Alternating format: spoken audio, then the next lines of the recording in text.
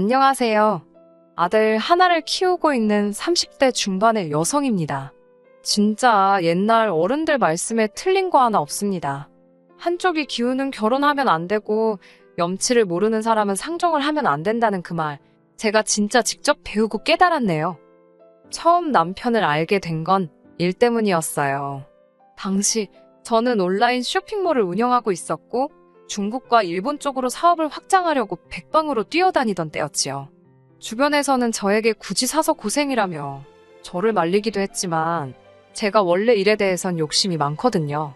결국 보다 못한 지인이 지금의 남편을 소개해주겠다 했습니다. 무역회사에서 오래 일했으니 어쩌면 도움이 될지도 모르겠다면서요. 사실 남편이 하는 일은 제가 생각하는 것과는 많이 달랐습니다. 저는 처음부터 알고 있었고요.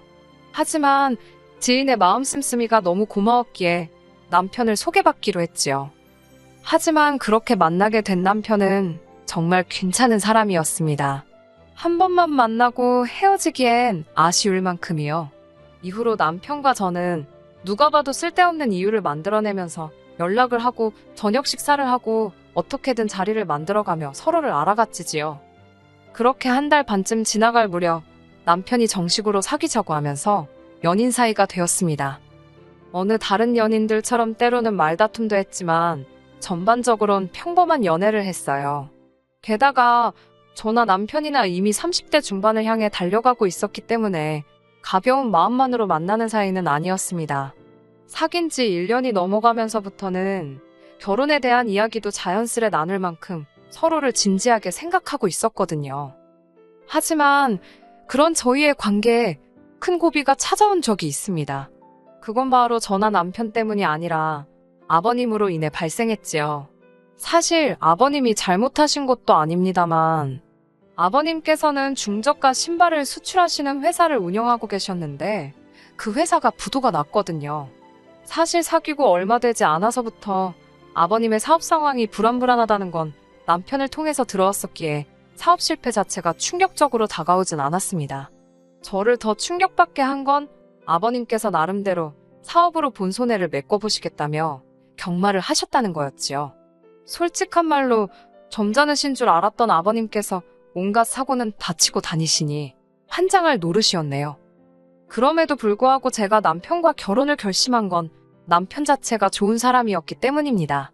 다정하고 자상한 성격에 저희 부모님께도 어찌나 살가운지. 저는 형제가 없는 외동이고 또 딸이라서 그런지 어머니랑 정말 가깝게 지내거든요. 그렇다 보니 아버지께서는 늘 당신에게도 친구 같은 아들 하나만 있으면 소원이 없겠다며 저와 어머니의 관계를 부러워하셨습니다. 그리고 그런 아버지께 남편은 처음부터 아버님 하면서 살갑고 넉살 좋게 행동했으니 저희 아버지께서 얼마나 남편을 예뻐하셨을지 상상이 되실까요? 그런 와중에 시댁이 망했다는 이야기를 들으시면 친정부모님께서 어떻게 나오실지. 솔직히 남편에게 말은 안 했지만 제가 속앓이를 정말 많이 했네요. 돈이 없어서 헤어진다는 건 생각만 해도 너무 슬프고 속상했지만 또 사람들 말이 그렇잖아요. 결혼은 현실이라고. 하지만 막상 시댁 이야기를 들으신 저희 부모님께서는 사업을 하다 보면 별의별 일이 다 있는 거라면서 오히려 남편을 다독여 주셨지요. 그렇게 저희는 친정부모님의 지지와 응원으로 헤어지지 않고 결혼까지 할 수 있었습니다. 그리고 결혼식을 올릴 무렵에는 제 사업도 어느 정도 자리를 잡아가고 있었고요. 여러모로 경사가 많았습니다. 게다가 친정아버지께서는 저희더러 일단 당신이 소유하고 있는 40평대 아파트에 들어와 살 수 있게 해주셨어요. 이후로 저는 제 사업을 확장해 나가는데 집중했고 남편 역시 비록 저만큼은 아니었지만 다니는 회사에서 승진도 하고 그렇게 저희는 비교적 안정적인 생활을 꾸려나가고 있었습니다. 그런 남편과 문제가 생기기 시작한 건 절 대하는 시부모님의 태도가 달라지면서부터입니다. 그전까지는 그래도 어머님이나 아버님께서 저를 좀 어려워하시고 어느 정도 선을 지켜주시던 분들이셨어요. 솔직히 말씀드릴게요. 제가 사업을 하다 보니까 어버이날이나 명절에도 여러 가지 이유로 자리를 비울 수 없을 때가 종종 생깁니다. 그럴 때는 명절 음식이라던가 제가 며느리로서 해야 할 몫을 못한다는 생각에 죄송스러워서 용돈을 넉넉히 드리곤 했지요. 돈으로 때웠다고 뭐라 하지는 마세요. 어머님도 제 덕분에 음식도 다 사서 하고 몸도 편하고 좋다 하셨으니까요. 추가로 가족들 왔다 간 이후로 뒷정리하느라 힘드실까봐 설거지랑 청소를 도와주실 이모님도 불러드리고 그랬습니다. 정말로 제 딴에는 최선을 다했어요. 그런데 아들을 출산한 이후부터는 왜인지 저에게 고맙다는 말 대신 바라시는 게 더 많아졌지요. 출산 후 아이를 봐주신다는 핑계로 시어머니께서는 연락도 없이 저희 집에 오기 시작하셨습니다. 당시 저희 집에는 아이를 봐주시는 이모님이 이미 계셨기 때문에 어머님은 오지 않으셔도 됐는데 말이지요. 항상 하시는 말씀이 눈에 넣어도 아프지 않은 당신 손잡으러 오시는 거라고 저더러 신경 쓸 거 없다고 하셨지만 시어머니가 오시는데 신경 안 쓸 며느리가 세상 천지 어디 있겠어요. 그리고 문제는 어머님이 오셔서는 아이 봐주시는 이모님을 무슨 당신 수발 들어주는 사람이라 착각을 하셨는지 하대를 하셨던 모양이에요. 며느리인 제가 월급을 주니 이 정도는 시켜도 되는 거 아니냐 하시면서 당신 잔심부름을 시키시더랍니다.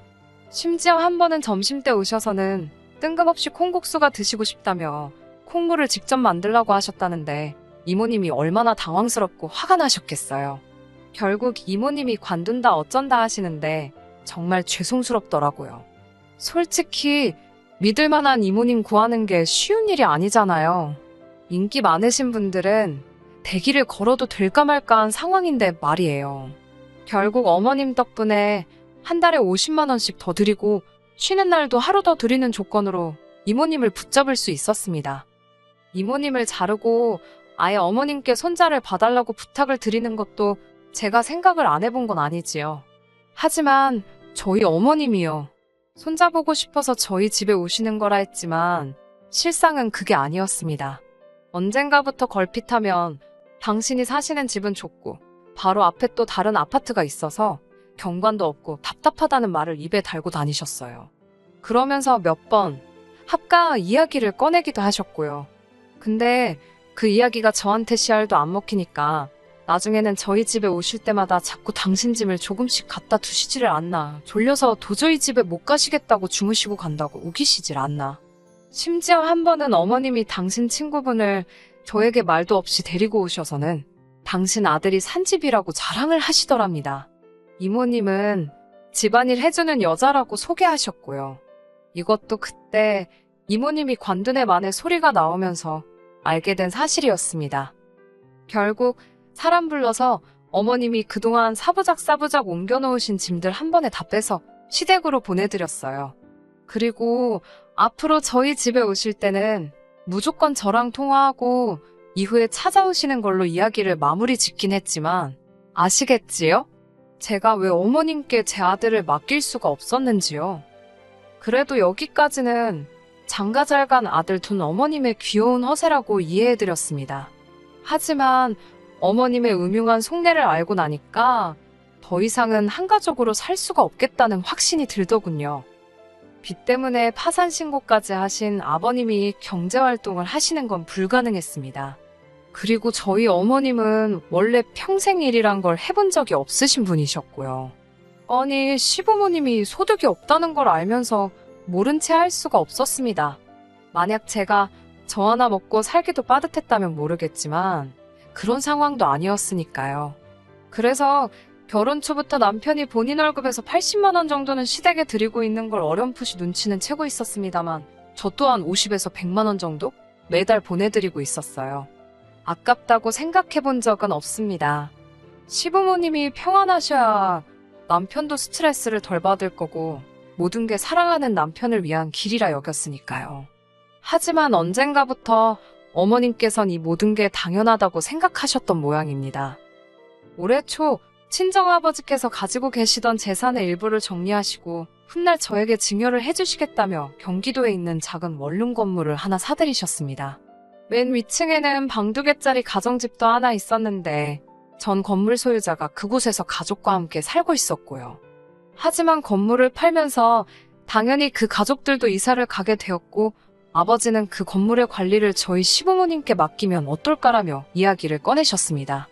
건물 관리라 해봤자 사실 실질적인 치안이나 보안 문제는 경비업체가 하고 있었고 청소하러 오는 회사도 따로 있었기 때문에 시부모님께서 고생하실 일은 전혀 없었거든요.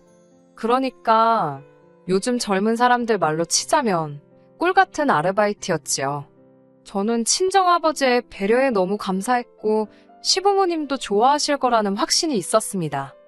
하지만 제 이야기를 들으신 어머님 아버님께서 보여주신 반응은 제 예상과는 너무나 달랐어요.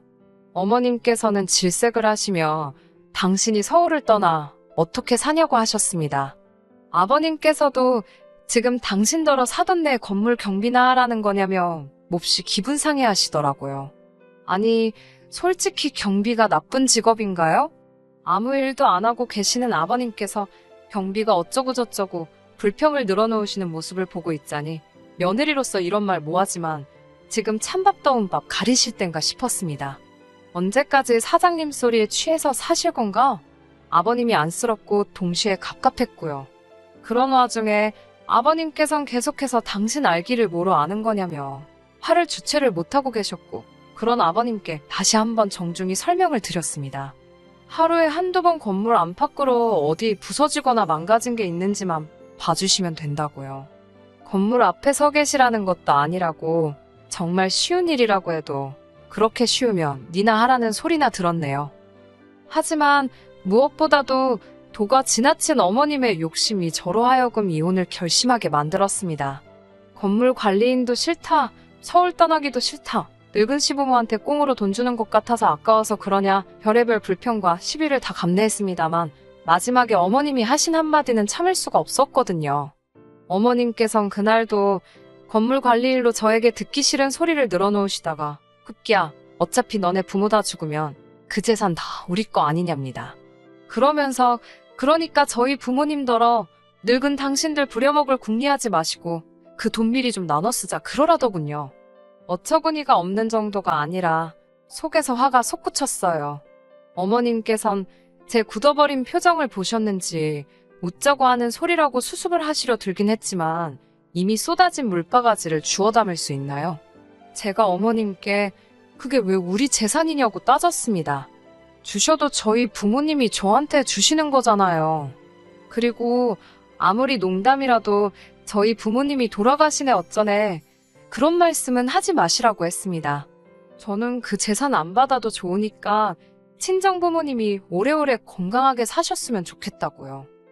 그러자 어머님께서는 저더러 그게 네 재산만 되냐고 나중에 당신 아들 재산도 되고 당신 손주 재산도 될 거라며 저더러 자꾸 이상한 소리를 한답니다. 그러면서 가족 간에 네 거 내 거 나눠 버릇하는 거 아주 안 좋은 습관이라며 저더러 고치라고 하시대요. 어처구니가 없다는 말이 이럴 때 쓰는 거 맞지요? 그날 밤 남편에게 낮에 어머님과 나눴던 대화를 전했습니다.